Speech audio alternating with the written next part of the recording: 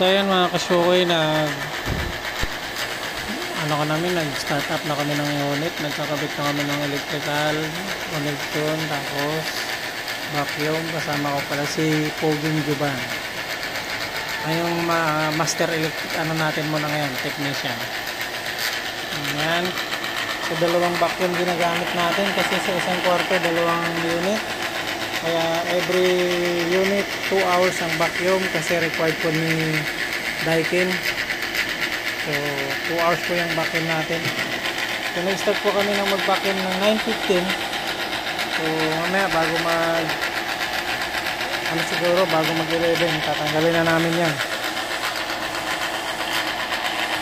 So ito yung vacuum natin galing kay Kuya Edwin, Toolstar. Medyo maingay na eh. Tapos yung vacuum natin na value, hilik lang.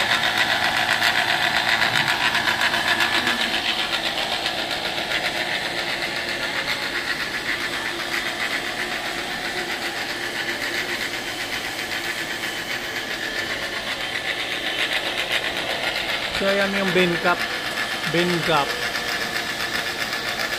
no? Ayan, shout out sa mga kasukoy. Don't forget to like sa Facebook page ni Ron Air Mechanical and Electrical Engineering Services.